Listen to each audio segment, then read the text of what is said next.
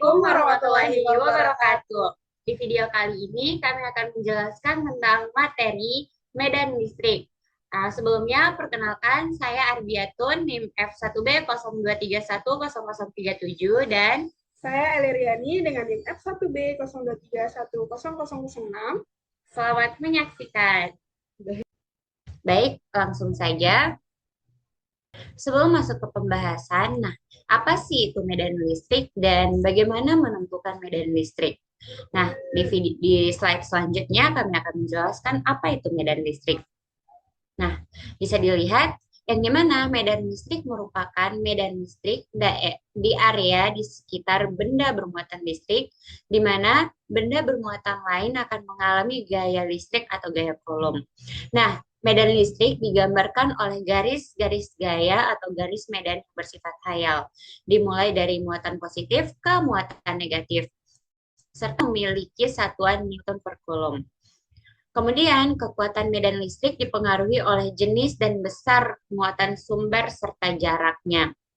Nah, bisa dilihat pada gambar ini, arah garisnya keluar dari muatan positif dan masuk ke muatan negatif. Bisa dilihat pada gambarnya.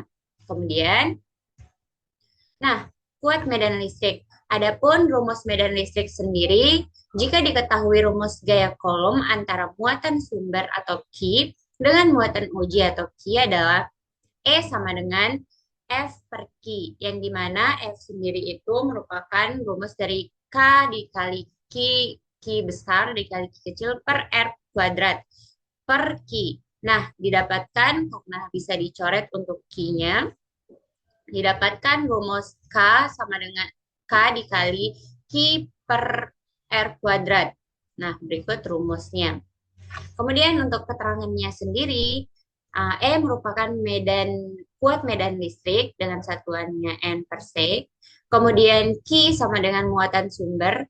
Kemudian Q kecil merupakan muatan uji dan R adalah jarak muatan uji dengan muatan sumber.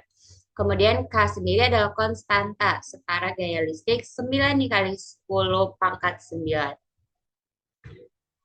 Nah, selanjutnya bisa dilihat gambar dari garis-garis muatan yang tidak boleh saling berpotongan. Ada gambar yang benar dan gambar yang salah. Untuk yang positif itu dia keluar kemudian negatifnya dia masuk ke dalam.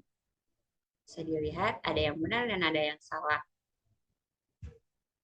Nah, masuk ke sifat-sifat medan listrik. Adapun semakin rapat garisnya, maka menunjukkan medan listriknya semakin kuat. Begitu juga sebaliknya. Semakin renggang garis-garisnya, maka akan semakin lemah medan listriknya. Seperti pada gambar. Kemudian, arah panah menunjukkan arah muatan positif akan bergerak di dalam medan. Kemudian, garis medan selalu menjauh dari muatan positif dan menuju muatan negatif. Kemudian untuk selanjutnya akan dijelaskan oleh teman saya. Baik, untuk selanjutnya yaitu ada hukum Gauss. Di sini jika terdapat garis-garis gaya dari suatu medan listrik homogen yang menembus tegak lurus bidang seluas A, maka flux listrik sama dengan E dikali A. Selanjutnya ada persamaan flux listrik untuk medan listrik yang menembus bidang tidak secara tegak lurus. Flux sama dengan E dikali A dikali cos theta, di mana flux listrik Weber sama dengan jumlah garis medan listrik yang menembus bidang. E sama dengan kuat medan listrik.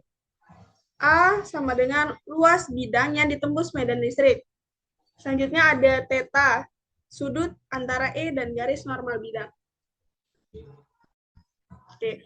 Selanjutnya ada hukum Gauss berbunyi, jumlah garis gaya dari suatu medan listrik yang menembus suatu permukaan tertutup sebanding dengan jumlah muatan listrik yang dilingkupi oleh permukaan tertutup itu. Secara sistematis, hukum Gauss dinyatakan dengan rumus flux sama dengan E dikali A cos theta sama dengan Q per μ0, di mana Q sama dengan muatan, μ0 sama dengan permitivitas udara. Baik, selanjutnya contoh soal yang akan dijelaskan oleh teman saya. Oke. Selanjutnya ada contoh soal yang dimana berbunyi, hitunglah kuat medan listrik di sebuah titik yang berjarak 3 cm dari sebuah muatan positif yang bernilai 10 dikali 10 pangkat min 8 Coulomb. Nah, berikut ada jawabannya yang dimana kita menggunakan rumus tadi, yaitu E sama dengan K dikali Q per R kuadrat. Karena yang ditanyakan adalah besar E-nya, nilai E. Setelah dilakukan perhitungan, didapatkan E sama dengan 1 dikali 10 pangkat 6 Newton per Coulomb.